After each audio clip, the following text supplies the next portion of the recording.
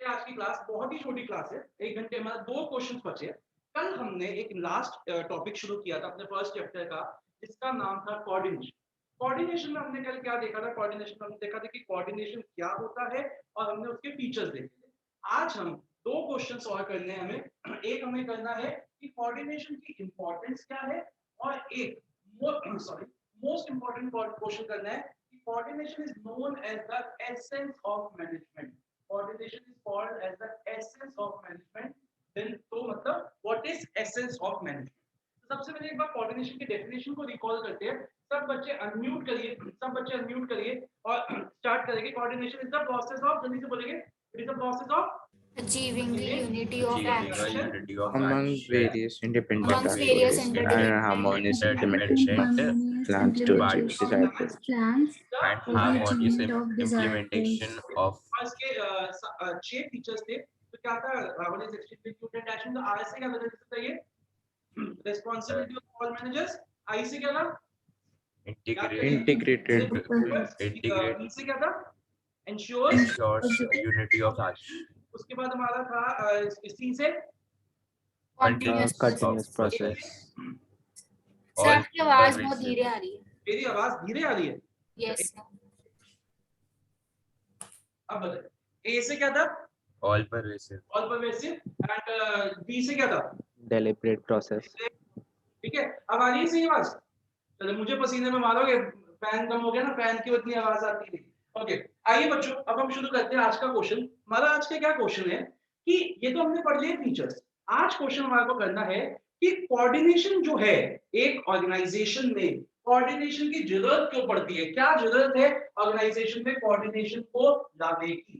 तो सबसे इसके सिर्फ 3 ही पॉइंट है बच्चों। नोट्स को करिए बंद, नोट्स बिल्कुल बंद रखेंगे, यहाँ ध्यान दीजिएगा। सबसे पहला पॉइंट, कोऑर्डिनेशन हमें क्यों चाहिए, पहले हेडिंग्स की बात करते हैं। चलो एक एक पॉइंट, 3 ही पॉइंट है, एक एक पॉइंट करते हैं, समझाते हैं। सबसे पहला पॉइंट है हमारा ग्रोथ इनसाइट्स।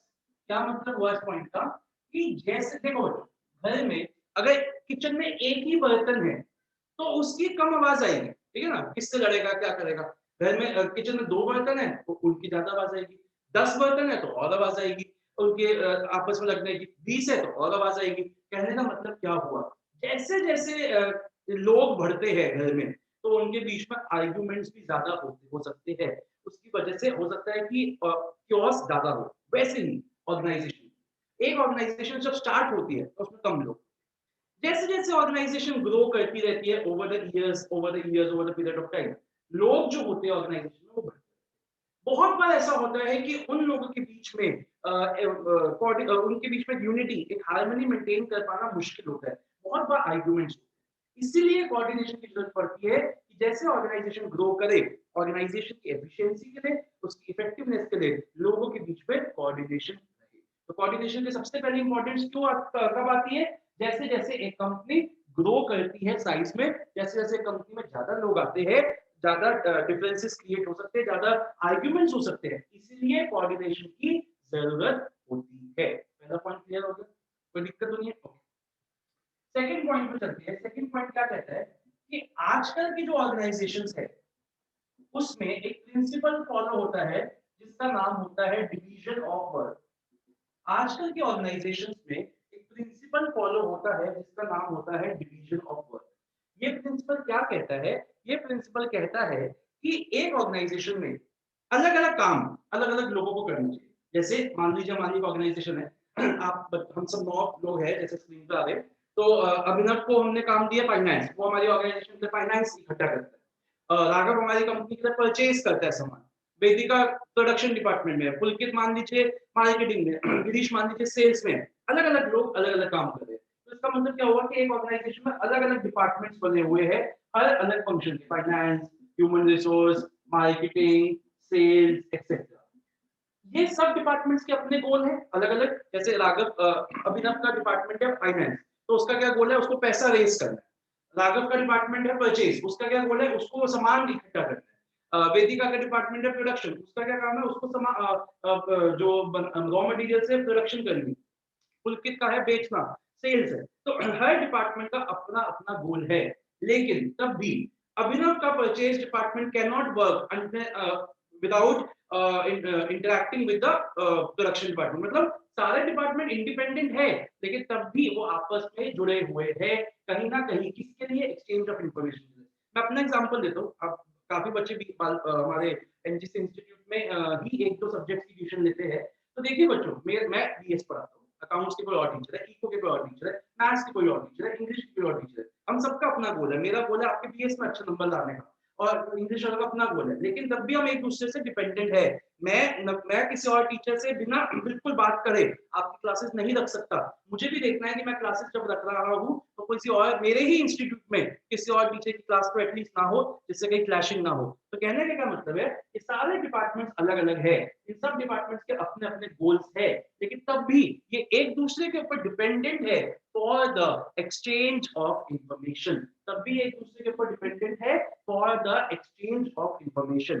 और जब हम एक दूसरे के ऊपर डिपेंडेंट है तो इसलिए कोऑर्डिनेशन की जरूरत है, क्योंकि पता चले इस डिपार्टमेंट ने इसको गलत इंफॉर्मेशन दे दी, इस डिपार्टमेंट ने इसको गलत इंफॉर्मेशन दे दी, और उस गलत इंफॉर्मेशन की बेसिस पे इसने काम कर लिया और कहीं ना कहीं ऑर्गेनाइजेशन का लॉस हो गया। तो क्योंकि इतने सारे डिपार्टमेंट्स है ऑर्गेनाइजेशन में जो कि अलग भी है और एक दूसरे के ऊपर इंटरडिपेंडेंट भी है, जो कि इंडिपेंडेंट भी है और एक दूसरे के ऊपर इंटरडिपेंडेंट भी है for the exchange of information for working, therefore coordination is required. बताइए, समझ में आ गया?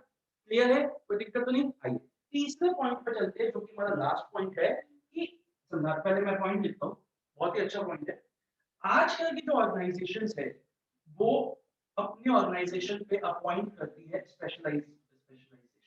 स्पेशलिस्ट। मैं आपको अपना ही एक एग्जांपल देता हूँ, शायद आप लोगों को सब मतलब मैक्सिमम बच्चे तो बाल भारती के हैं, समझ आएगा। हमारे बाल भारती स्कूल नाम सबने सुना है, उस स्कूल के प्रिंसिपल थे जो पिछले कुछ 8-10 साल पहले रिटायर हुए थे, सबको पता, ठीक है। मानो जिसको नहीं भी पता हमारे, तो मैं उनको बता दूं कि एक स्कूल है, उस स्कूल के प्रिंसिपल सर थे जो कि 8-10 साल पहले रिटायर। अब वो उस स्कूल में प्रिंसिपल नहीं लग सकते due to the bylaws of the school. School के जो लॉज है कि अब ये रिटायर हो चुके, 50 to 62 की एज आ गई, अब ये टीचिंग में नहीं आ सकती। लेकिन अब ये सोच के देखो कि उनका एक्सपीरियंस 30-40 साल वो प्रिंसिपल थे, उनके इतने कॉन्टैक्ट्स है, उनके इतने स्कूल से कॉन्टैक्ट है, इतने लोगों से कॉन्टैक्ट है, इतने टीचर से कॉन्टैक्ट है, इतने मतलब एजुकेशन में उनका कॉन्टैक्ट है। अब स्कूल वाले नहीं रख सकते उनको as a principal because of the norms. लेकिन एक बात कहो, बायजूस जैसी कंपनी के तो कोई लॉज नहीं है ना, वो तो प्राइवेट कंपनी है, वो तो 90 साल तक बंदे को रखे, वो तो कहें तो हमारे ऑफिस में मरी हो, हमें तो कोई दिक्कत नहीं है, ठीक है ना, तो वो तो रख सकती है। कोई और कंपनी ले लो, अन अकेडमी ले लो।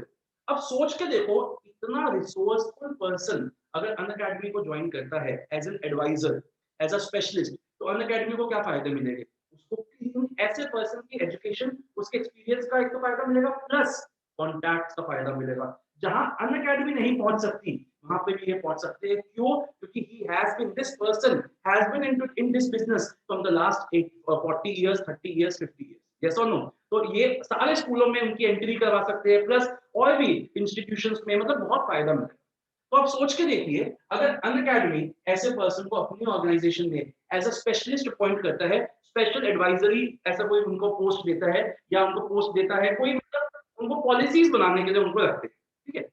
अब क्या होता है, जब ये स्पेशलिस्ट, जैसे मैंने बताया 60-70 इयर्स एज है इनकी, इतना एक्सपीरियंस है, उनको पता है कि मैं बहुत रिसोर्सफुल बंदा हूँ, तो कहीं ना कहीं ईगो क्लैशेस आ जाते हैं। इन लोगों ने इतनी लाइफ में चीजें अचीव कर रखी है कि कहीं ना कहीं ईगो क्लैशेस आ जाती है, और ऐसे पर्सन को लगता है कि अब इस ऑर्गेनाइजेशन के सारे डिसीजंस मैं ही लूंगा।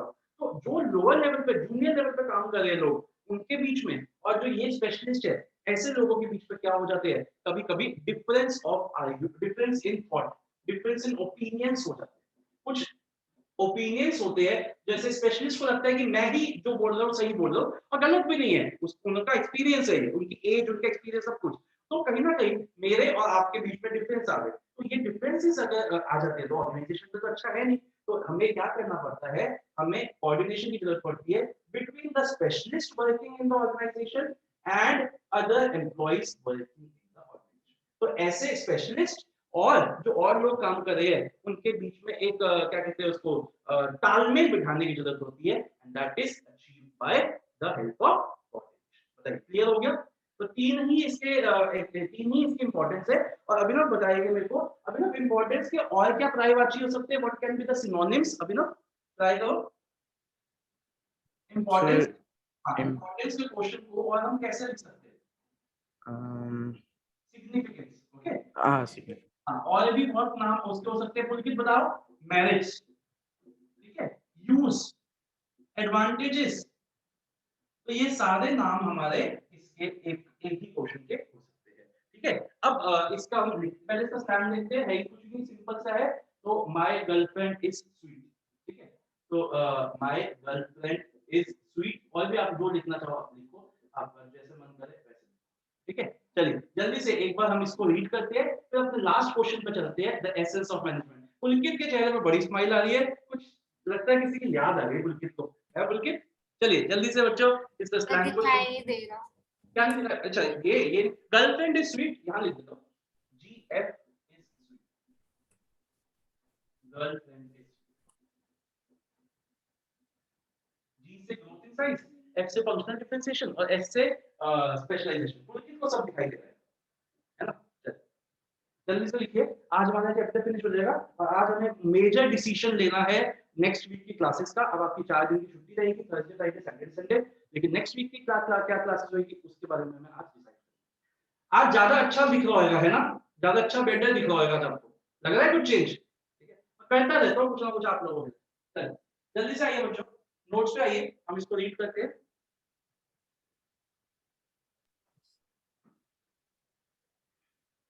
डायनेमिक हो ना, डायनेमिक और नहीं। हाँ डायनामिक, रोज मैं डायनामिज्म इतना हाई लेवल का है कि रोज कुछ ना कुछ सीख जाता है। Okay, come to page number 1.13। मेरे को उम्मीद है कि बस इसके बाद 10-15 मिनट और क्लास को 40 मिनट्स में खत्म करेंगे। पहले तो इंपॉर्टेंस के और नाम लिख लीजिए, जैसे राघव आप भी लिख लो, अभिनव आप भी लिख लो, और भी अगर किसी को याद नहीं रहते तो लिख लीजिए। इंपॉर्टेंस हो सकता है, सिग्निफिकेंस हो सकता है, मेरिट भी कह सकते हैं, यूज भी कह सकते हैं, एडवांटेजेस भी कह सकते हैं।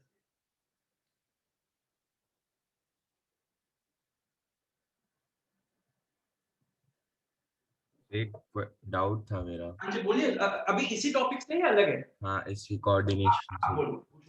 लाइक टॉप मैनेजमेंट होती है और मिडिल मैनेजमेंट की इतनी कोई इम्पोर्टेंस तो है नहीं। अच्छा वाह, ये बहुत ही बढ़िया बात बोल दी आपने। मिडिल में भाई साहब, मिडिल मैनेजमेंट की उतनी ही इंपॉर्टेंस है जितनी टॉप की है, इनफैक्ट लोअर की भी इतनी। आपकी गलत है ये। लोअर एंड टॉप, टॉप भी मतलब संभाल सकते हैं ओवरऑल बिजनेस को। अच्छा मिडिल में कौन आता अगर है? मिडिल में लाइक आते हैं, जैसे बोलिए। डायरेक्ट प्रोड्यूसर, फिर होलसेलर्स एंड फिर रिटेलर्स आते हैं। रीड करते हैं, स्लैंग लिख लीजिए इसका। शुरू करते, देख सकते हैं आप ये पैराग्राफ फॉर्म में है, तो हम इसको पॉइंट फॉर्म में मार्क करेंगे। आइए, पहला growth in size. As an organisation grows in size, the members the number of people employed by the organization also increases। ये पहला पॉइंट बनाइए, ये पहला पॉइंट बनाइए। Second, at times it becomes difficult to integrate their efforts and activities। ये दूसरा point हो गया, आपको पॉइंट्स में लिखना है। at times it becomes difficult to integrate their activities and efforts। Third, therefore, for organizational efficiency, it is important to harmonize। Harmonize का मतलब तो पता है ना, unity लाना, smooth working, harmony, प्यार, मोहब्बत, peace, individual goals and organizational goals through coordination। ठीक है जी, क्लियर है? ओके, पहला पॉइंट, 3 पॉइंट्स हो गए हमारे पहले में। Next, functional differentiation. Functions of an organization are divided into different departments, divisions and sections। जैसा भी हमने बताया था आपको, पहला point. Second point, in an organization there may be separate departments for finance, production, marketing, human resource, etc। so तीसरा point, all these departments have their own objective। Her department के अपने ऑब्जेक्टिव्स हैं। चौथा point, however at the same time they also depend upon each other for the information to perform their activities। 4 point. पांचवा, the process of linking the activities of various departments is accomplished by coordination। तो क्या कहा हमने कि एक organisation में बहुत से डिपार्टमेंट्स हैं, फिर हमने लिखा क्या क्या हो सकते हैं वो डिपार्टमेंट्स, तो हमने लिखा कि सब डिपार्टमेंट्स के अपने गोल्स है, इंडिपेंडेंट है। फिर हमने ये लिखा कि इंडिपेंडेंट होने के साथ साथ इंटरडिपेंडेंट भी है, और फिर हमने लिखा दैट कोऑर्डिनेशन। समझ में आ गया? क्लियर है? Last point, modern organisations are characterised by high degree of specialisation. क्या मतलब हुआ कि आजकल की जो ऑर्गेनाइजेशंस है उसमें बहुत स्पेशलिस्ट देखे जाते हैं। एडवाइजरी बोर्ड कमिटीज होती है कि उसमें सिर्फ स्पेशलिस्ट होते हैं। तो आजकल की कंपनीज, हर कंपनी, रिलायंस हो गई, टाटा हो गए, जो बड़ी कंपनीज है, जो सक्सेसफुल कंपनीज है, वो एडवाइजर्स रखती है अपने अपने बेस्ट फील्ड के। Okay, modern organizations are characterized by high degree of specialization. पहला point, organisations employees a number of specialist. ये ना पहले पॉइंट में ऐड कर दो, ये पूरा का पूरा पहले पॉइंट में ऐड कर दो। Second point, specialist usually think that they only are qualified to जज, evaluate and decide according to their professional criteria. तो स्पेशलिस्ट को ऐसा लगता है कि वो अकेले ही डिसीजन लेने के काबिल है on the basis of their professional knowledge, their education, their मतलब जो उनकी एक्सपीरियंस है, तो वो ही डिसीजन लेने के काबिल है एक ऑर्गेनाइजेशन के लिए। This usually leads to conflict of interest amongst the different specialists as well as the other people in the organization. ऐसी सोच की वजह से, स्पेशलिस्ट की ऐसी सोच की वजह से कभी-कभी डिफरेंसेस आ जाते हैं स्पेशलिस्ट के बीच में और लोगों के बीच में ऑर्गेनाइजेशन में। तो ये आपका हो गया तीसरा point. Therefore, some coordination is required by an independent person. तो हम बीच में एक इंसान को लेके आते हैं जो दोनों के बीच में एक रिकॉन्सिलिएशन करने की कोशिश करता है, एक तालमेल बिठाने की कोशिश करता है। Therefore, some coordination is required by an independent person to reconcile the differences in approach, opinion, interest of the specialist. तो हमें वो differences को avoid करने में मदद।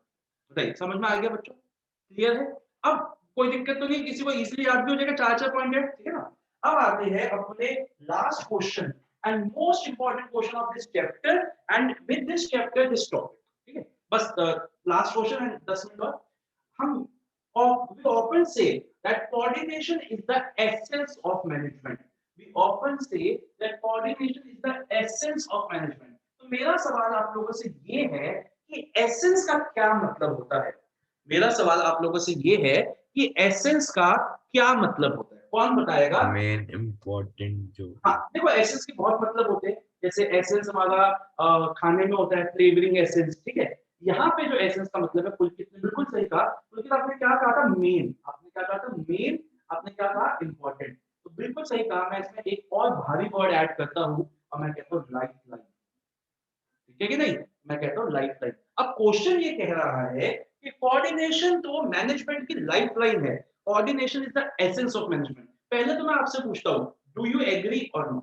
पहले तो आप मुझे बताइए, डू यू एग्री? अभी तक हमने Yes, sir. पढ़ा, तो मैनेजमेंट के बारे में पढ़ा, इसके बारे में पढ़ा, तो do you agree that coordination is the essence of management? yes, Yes, Yes. sir. अब अगर मैं आपसे पूछूं, अभी ना आप ट्राई करो, मैं आपसे पूछूं 6 नंबर का क्वेश्चन आपके सामने आता है, तो आपके सामने आता है inverted columns, coordination is the essence of management. मेरे को आपसे आंसर नहीं पूछ, मैं जानना चाहता, बस आप मुझे बताओ सर मैं इस क्वेश्चन में ये चीजें लिख के आऊंगा। आपको कंटेंट नहीं बताना, बस आपको बताना कि कंटेंट में आप आउटलाइन क्या करोगे, मतलब क्या-क्या चीजें लिखोगे। सो सर हमें ये डिस्क्राइब करना है कि कोऑर्डिनेशन कितने इम्पोर्टेंट है मैनेजमेंट के लिए, तो हम लिख सकते हैं कोऑर्डिनेशन के इम्पोर्टेंस वाले जो अभी, आप, ठीक है, आप उसके बाद इंपॉर्टेंस इम्पोर्टेंस वाले अभी जो 3 पॉइंट्स है वो लिख सकते हैं। और कोई इसमें, ये बिल्कुल ठीक बोला इन्होंने, कोई एडिशन या डिलीशन या कुछ सब्स्टिट्यूशन करना चाहेगा इसी क्वेश्चन को? कोऑर्डिनेशन की डेफिनेशन। कोऑर्डिनेशन की डेफिनेशन उसने बोला था। और कुछ? देखो बच्चों, अक्सर क्या होता है, ये क्वेश्चन बहुत फेवरेट क्वेश्चन है बोर्ड्स का।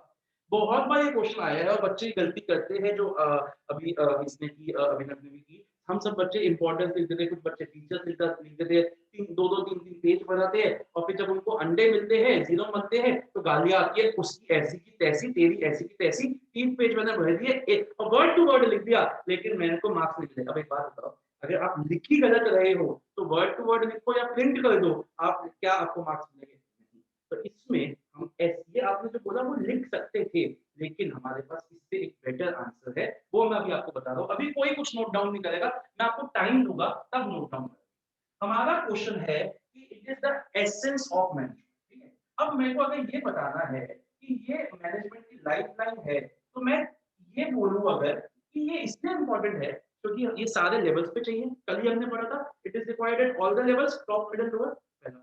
पहला पॉइंट, एक पैराग्राफ इसके बारे में लिख देंगे। फिर दूसरा पैराग्राफ हम लिखेंगे कि सारी एक्टिविटीज में चाहिए, चाहे वो परचेज हो, चाहे वो ऑर्गेनाइजिंग हो, चाहे वो फाइनेंस हो, चाहे वो मार्केटिंग हो, चाहे वो कुछ भी हो। ये हमने अभी पढ़ा कि सबके सब इंटरडिपेंडेंट है। अभी आज ही पढ़ा फंक्शनल डिफरेंशिएशन वाला पॉइंट, लेकिन तब भी एक दूसरे के ऊपर डिपेंडेंट है, ठीक है ना? 2 पॉइंट। तीसरा पॉइंट हम बोलेंगे कि ये इसलिए इंपॉर्टेंट है क्योंकि ये प्लानिंग से शुरू होता है। प्लानिंग में भी कोऑर्डिनेशन चाहिए। अभी देखिए कि कहां पे ऑर्गेनाइजिंग ऐसे, तो मैं यहां लिखता हूं, प्लानिंग में भी कोऑर्डिनेशन चाहिए, ऑर्गेनाइजिंग में भी कोऑर्डिनेशन चाहिए, स्टाफिंग में भी कोऑर्डिनेशन चाहिए, डायरेक्टिंग में भी कोऑर्डिनेशन चाहिए और कंट्रोलिंग में भी कोऑर्डिनेशन चाहिए। तो अब अगर हमने ये बोल दिया कि एक पैराग्राफ लिख दिया लेवल्स का, एक पैराग्राफ लिख दिया एक्टिविटीज का और एक पेज लिख दिया फंक्शंस का, तो हमने अपने पॉइंट को प्रूव कर दिया कि कोऑर्डिनेशन इसलिए एसेंस है, लाइफलाइन है मैनेजमेंट की, कि ये एक ऑर्गेनाइजेशन में हर एक लेवल पे चाहिए, हर एक एक्टिविटी के बीच में चाहिए, प्लस हर एक फंक्शन में चाहिए।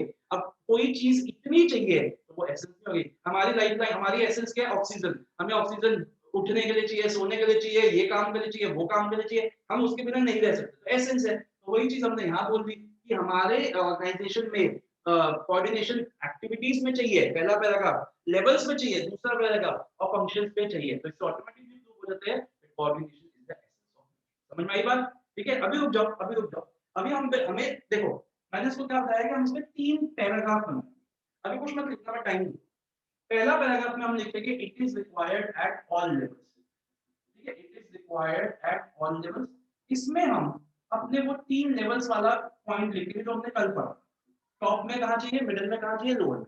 3 लाइनें हो गई, एक पैराग्राफ की 3 लाइनें हो गई। यहाँ हम लिखेंगे it is required between different activities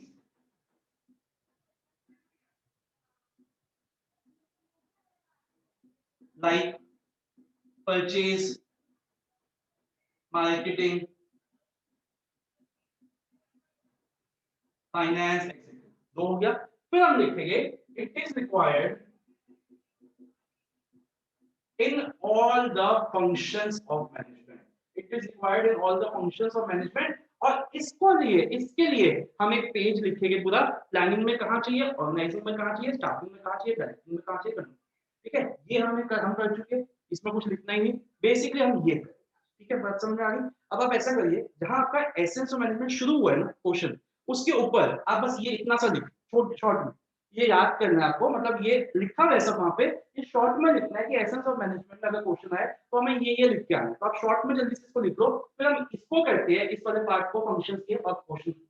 बस हम इसको करेंगे और ये तो हमने कर ही लिया, इसको करेंगे और क्वेश्चन हमारा खत्म हो जाएगा। तो इसको नोट डाउन कर लो जल्दी से आप कहीं पे शॉर्ट में, फिर हम आगे। ये सिर्फ याद समझने के लिए, वहां नहीं लिख के आना है, हमें वहां पे तो पूरा मैं आपको रीड करवाऊंगा, ये सिर्फ अपने समझने के लिए कि हमें क्वेश्चन को इस तरीके से फ्रेम करना।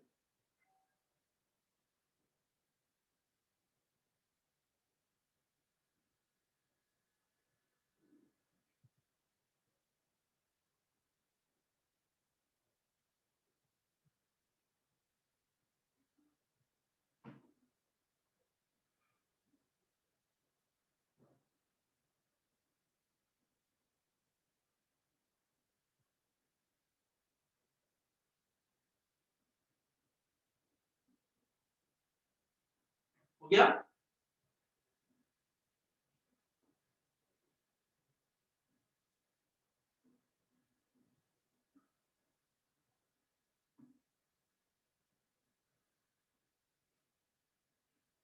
छोटा छोटा लिखना।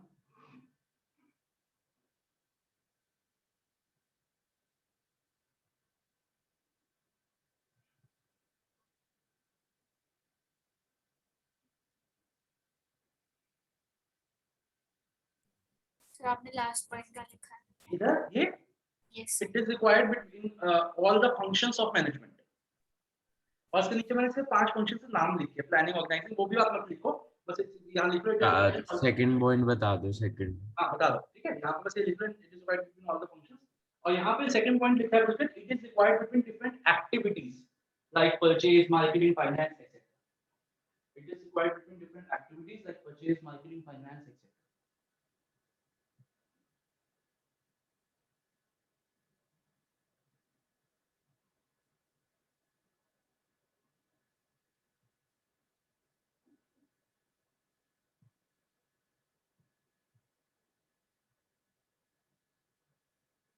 ठीक है बच्चों, चलिए अब हम क्या करते हैं, अब हम एक एक फंक्शन में देखते हैं कि कोऑर्डिनेशन हमें कहाँ का चाहिए। लिख लिया सबने? देखो 5 फंक्शंस है, 5 लाइनें हमारी बनेगी, कहाँ कहाँ कोऑर्डिनेशन हमें चाहिए, हर फंक्शन के बारे में देखते हैं। सबसे पहला फंक्शन होता है हमारा प्लान। ठीक है, सबसे पहला फंक्शन हमारा प्लानिंग। तो देखिए प्लानिंग में हमें कोऑर्डिनेशन कहाँ चाहिए वो देखते हैं। बेटा प्लानिंग स्टेज पे हम दो टाइप्स के प्लान्स बनाते हैं। प्लानिंग स्टेज पे हम दो टाइप्स के प्लान्स बनाते हैं। कल ही हमने पढ़ा था, तो नहीं, अच्छा आपके बैच में नहीं हुआ, दूसरे बैच में। प्लानिंग स्टेज में दो टाइप्स के प्लान्स बनाते हैं। एक होते हैं मेजर प्लान्स, जो कि कौन बनाता है, हमारे टॉप मैनेजमेंट, और एक होते हैं माइनर प्लान्स, कौन बनाता है, जो हमारे मिडिल लेवल एंड लोअर। अगर इन दोनों के बीच में कोऑर्डिनेशन नहीं हुई तो हमारा गोल अचीव नहीं हो सकता। मानते हो इस चीज को? जैसे ऐसे मान लीजिए पुलकित ने सोचा कि अगले साल तो बोर्ड में मैं 4 दूंगा और 98% की मैं एग्रीगेट लेके आऊंगा, ठीक है, ये इसका गोल बनाया। ठीक है, अब इसने सोचा चलो मैं इको तो बहुत अच्छे सर से पढ़ता हूँ, हमारे दिन वो जो हमारे अजीत सर है इसमें मेरा आएगा 95, ठीक है। अब कहता इंग्लिश है, इंग्लिश में थोड़ा सा हार्ड टाइप है, तो उसने कहा चलो मैं ठीक लगा देता हूँ 60 लगा देता हूँ, जो ऐसी एग्जांपल है। फिर इसने कहा बीएसटी तो बताइए सबको 100 ही आएगी, ठीक है। फिर मैथ्स में से कहा कि चलो मैं ठीक है, मेरा मैथ्स थोड़ी कमजोर है तो चलो मैं इसमें तब भी 70 लगा दूं, ठीक है। और क्या बचा, अकाउंट में अगेन एक अच्छे टीचर से पढ़ता हूँ, इसमें 90 लगा देता हूँ।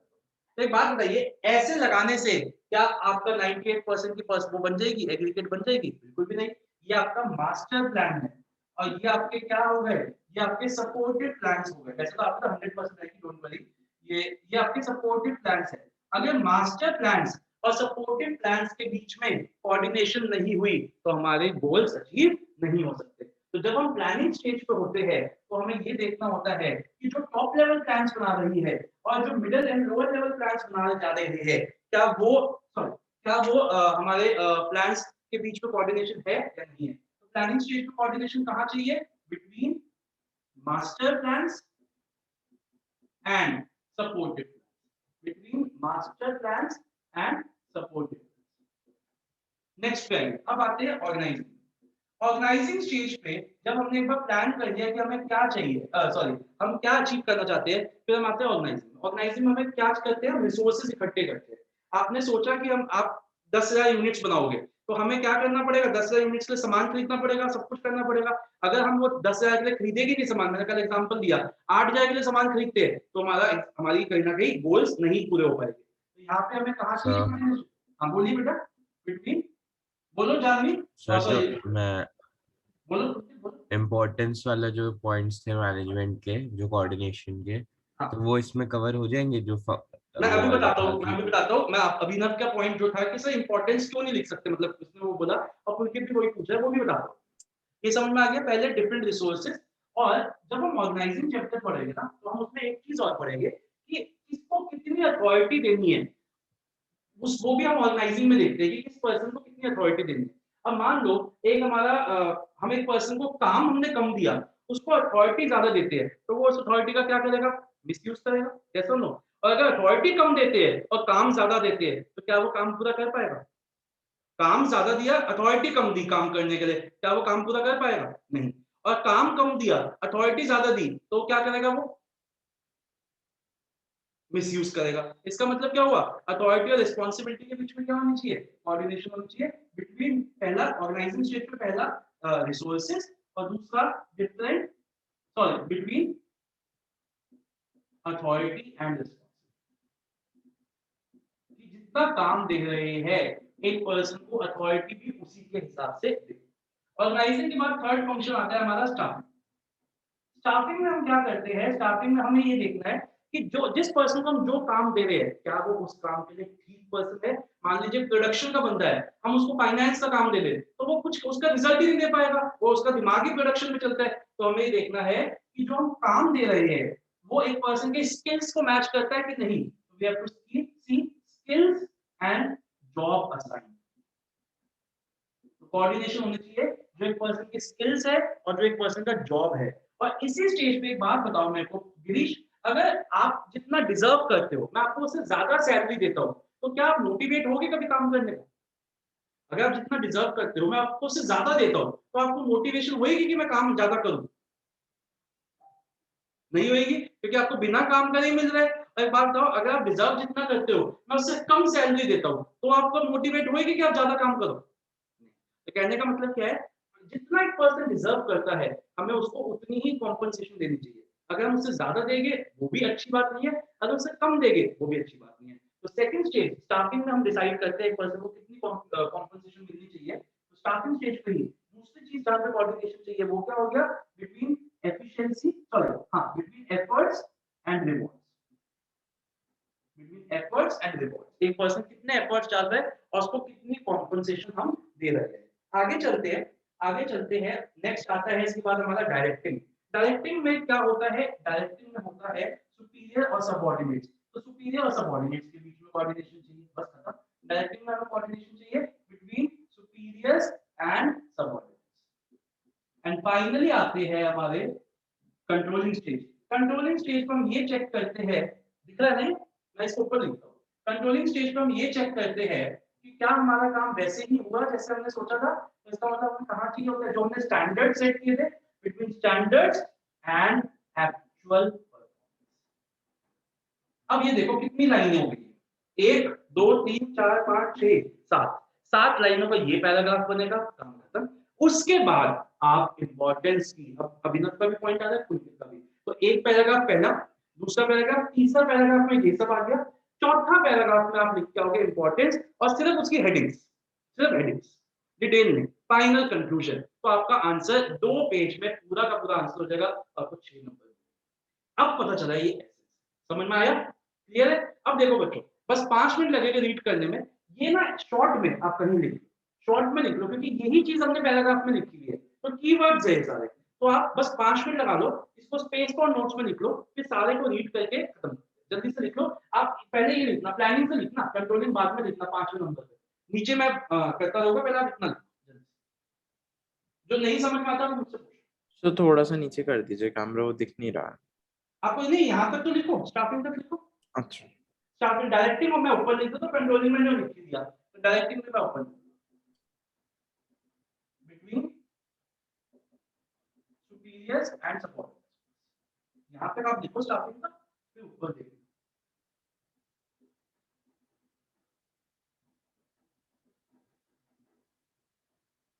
सर आपने प्लानिंग में फर्स्ट वर्ड क्या लिखा है? Planning between master plans and supportive plans, master plans and supportive plans. आप इंपॉर्टेंस लिखते हैं तब भी आंसर आप एसेंस का ही दे रहे हो, बट वो तो बस ये बता दिया कि इसलिए चाहिए। अब हमने और बहुत चीजें उसमें ऐड कर दी, लिखा हमने इंपॉर्टेंस भी है, बट बहुत चीजें उसमें हमने ऐड कर दी।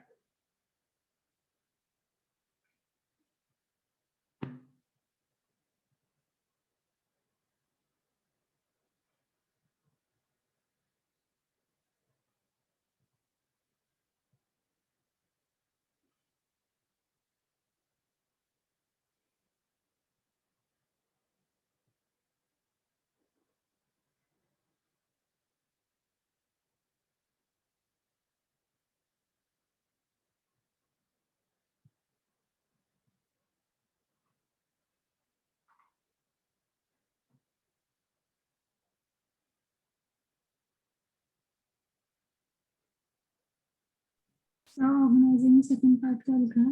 हाँ, ऑर्गेनाइजिंग से पहले लिखते हैं different resources, second between authority and responsibility. Starting में पहला पार्ट लिखा है skills and job assigned, skills and job assigned, and दूसरा पार्ट लिखा है efforts and rewards, efforts and rewards.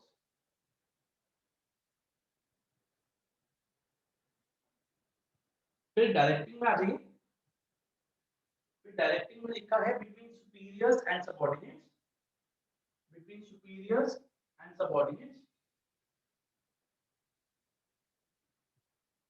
और उसके बाद हमने कंट्रोलिंग में लिखा है standards, standards, standards and actual performance, standards and actual performance. Controlling एक बार बता दो।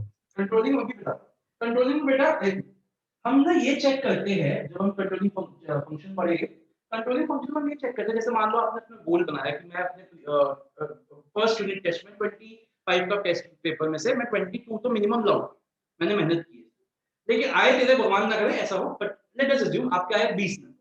तो अब आप ये चेक करोगे कि मेहनत तो मैंने 22 की तो कर ही दी यार, 22 का पेपर तो ठीक करके आया था, फिर 20 क्यों आए? तो आपने देखा कि कहाँ गलती रह गई, कहाँ गलती रह गई, दैट इज स्टैंडर्ड जो आपने सेट किया था कि 25 से 22 तो लेके आऊंगा, क्या वो अचीव हुआ या नहीं हुआ, और अगर नहीं हुआ तो क्यों नहीं, ये हम, ठीक है जी, समझ में आ गया सारा? यस अब हम इसको आइए रीड करना शुरू करते हैं, पूरे आंसर को कैसे फ्रेम करना है हमें वो हमें समझ में आ गया, कैसे लिख के आना है वो हम देखते हैं। तो आइए क्वेश्चन पेज नंबर 1.11 पे वेरी इंपॉर्टेंट मार्क करिए इस क्वेश्चन को।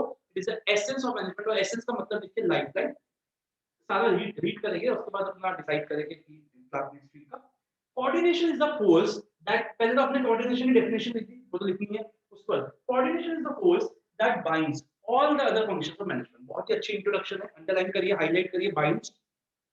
It is a common thread that runs through all the act. अब देखो, अब नेक्स्ट पैराग्राफ से लिखना, it is a common thread वाला, इसको नेक्स्ट पैराग्राफ लिखिए। It is a common thread that runs through all the activities. Activities को box में डालिए, एक्टिविटीज को बॉक्स में डालिए, एक बॉक्स बनाइए एक्टिविटीज वर्ड पे।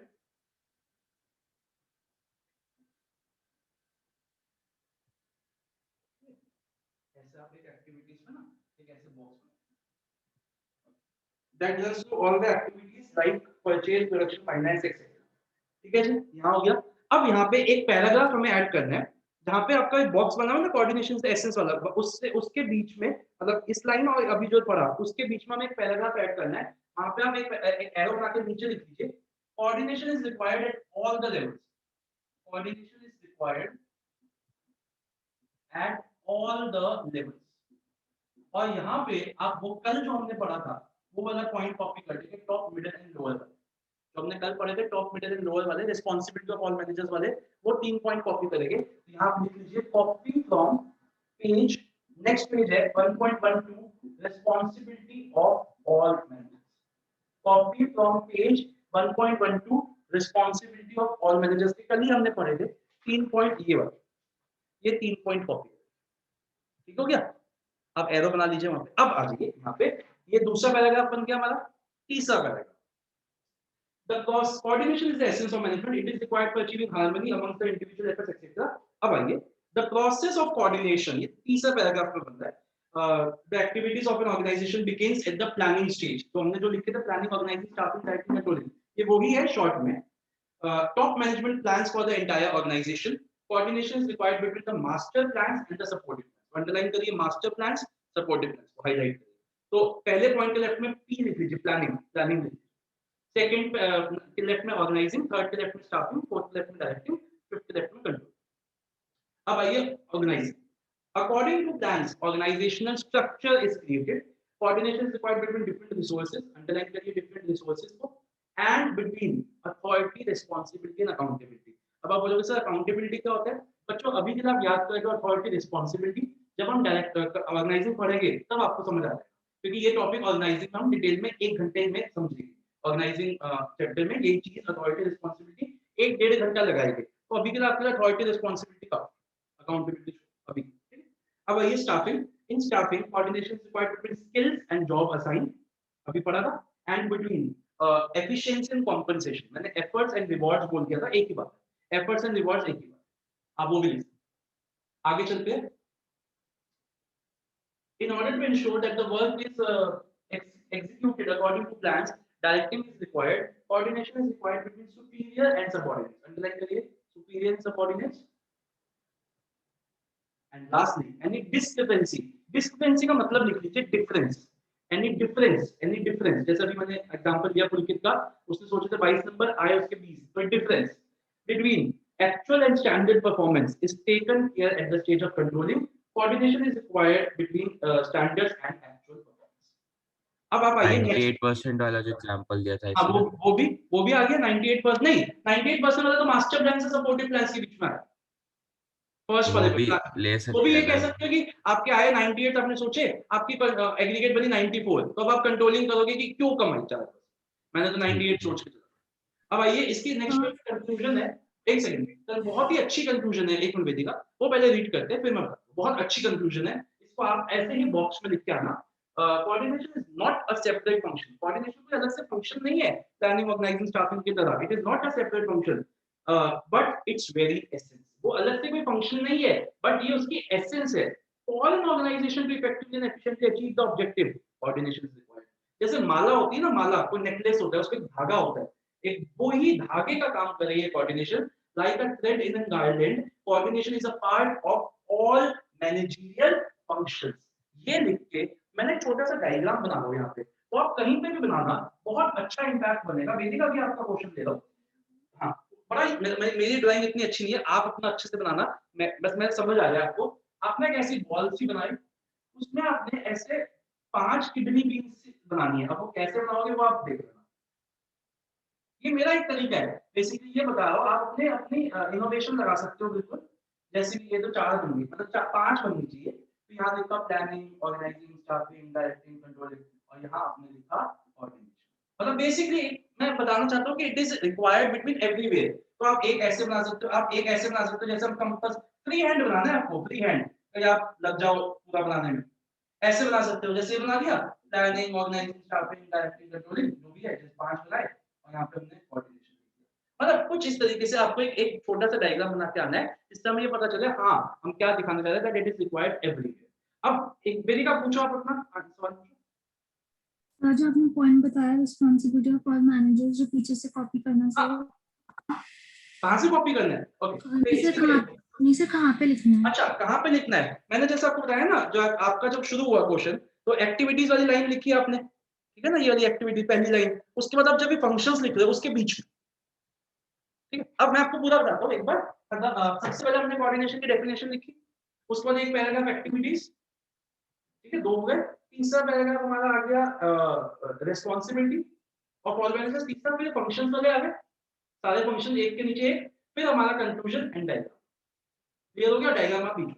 तो एक फंक्शंस क्या होते हैं? फंक्शंस अरे प्लानिंग, ऑर्गेनाइजिंग, स्टाफिंग, ये सारे फंक्शन, ठीक है। तो एक करीबन करीबन आपको 2 और उसके बाद आप कंक्लूजन से पहले इंपॉर्टेंस की हेडिंग से, ठीक है। तो ऐसे लिखो एक जगह, इसको ऊपर ही मार्जिन में लिख लो, मार्जिन में लिख लो आप। एक बार ऊपर ही क्या लिखा सबसे पहले आपने लिखी डेफिनेशन, सबसे पहले डेफिनेशन ऑफ कोऑर्डिनेशन। दूसरा एक्टिविटीज वाला पैराग्राफ, बिटवीन एक्टिविटीज। तीसरा लेवल्स वाला पैराग्राफ। चौथा फंक्शंस। पांचवा इंपॉर्टेंस की हेडिंग्स। छठा कंक्लूजन। और कहीं पे भी आप यहाँ पे फंक्शंस के आसपास कहीं पे भी एक डायग्राम ये लिख लीजिए, ये है आपके। और it will somewhere come comprise of I think 3 page तो मिनिमम भर जाएंगे, 2 से 3 पेज भर जाएंगे। और आपको 5 नंबर इसमें पूरे 5 से 6 नंबर जितने का भी है। ठीक है बच्चों। अब सर कितने नंबर का आता है? 5? सर चैप्टर 6 नंबर का है मैक्सिमम, तो 5 या 6 से कम का आएगा नहीं, 4 नंबर का नहीं है ये। तो कम का भी आए तो लिखना सारा ही पड़ेगा। अगर 4 का है इंपॉर्टेंस स्किप कर देना, इंपॉर्टेंस वाला पॉइंट स्किप कर देना, लेवल स्किप कर देना, फंक्शंस तो लिखने हैं। थोड़ा सा आप अपने हिसाब से कर सकते हो, बट मेरे हिसाब से 5 नंबर से कम में नहीं आना। सर हमें डायग्राम कहाँ पे बनाना होगा सर? सर डायग्राम फंक्शंस के बाद आप कहीं पे भी बना सकते हो, क्योंकि हम फंक्शंस दिखा रहे हैं ना, इससे ओके। फंक्शंस के बाद आप कहीं पे बीच में कहीं पे बना सकते हो। ओके, तो इसके बाद हमारा ये चैप्टर फिनिश हुआ। देखो मेरे को खुद पता है इस चैप्टर में हमने 7 क्लासेस लगा दी, चलो 6 कह लो क्योंकि कुछ क्लास आज की क्लास छूटी थी, कल की भी। 6 क्लास के लिए बहुत बड़ा चैप्टर है, मतलब 6 नंबर के लिए बहुत बड़ा चैप्टर है, बट उसमें हम कुछ नहीं कर सकते। अब मेरी बात को सुनिए बच्चों, मैंने आपको कल ही भेज दिए थे इस चैप्टर के एमसीक्यूज, ठीक है। आई थिंक 50 थे, 50 एमसीक्यूज थे। तो हम नेक्स्ट वीक, हाँ बोलो एक्टिविटीज का बस वही एक छोटा सा पैराग्राफ बस वो 1-2 लाइन है, बस वो 2 लाइन, जो परचेज, प्रमोशन, बस सेल्स बस एंड बिल्कुल फाइनेंस। बिल्कुल वही। तो अब हमारा क्या है कि हमने इसका एमसीक्यूज का असाइनमेंट आपको भेज दिया था, केस स्टडीज को भी भेज दूंगा। नेक्स्ट वीक हम इसके एमसीक्यूज को डिस्कस करेंगे, उसको टाइम को हम डिसाइड करेंगे। एक और बात, इसका टेस्ट होएगा आपका, वो भी next week, final time next week बताऊंगा। इसका 1 घंटे का सब्जेक्टिव टेस्ट है, लिख के होएगा पूरा। तो आप उसकी तैयारी शुरू कर दीजिए। उसमें हर तरीके के क्वेश्चन है, 1 मार्कर्स भी, 3 मार्कर्स भी, 4 मार्कर्स भी। केस स्टडीज बहुत ही इजी है, बिल्कुल इजी है। अभी केस स्टडी हमने डिस्कस नहीं की, इसलिए केस स्टडीज इजी है, तो उसको आप शुरू कर दीजिए, ठीक है, मतलब रिवाइज करना शुरू कर दीजिए। अब आते हैं फाइनल काम पे। मैं एक बार के लिए रिकॉर्डिंग को ऑफ कर रहा हूं। फाइनल हमारा आज का ये काम है। अच्छा पहले तो होमवर्क, पहले तो ओके बच्चों, तो फिर मिलते हैं अपने मंडे को अपने टाइम पे 7:30 बजे, जो हमने क्लास का टाइम फिक्स किया है। तो जैसे मैं हमेशा कहता हूँ, stay safe and stay happy. Bye bye.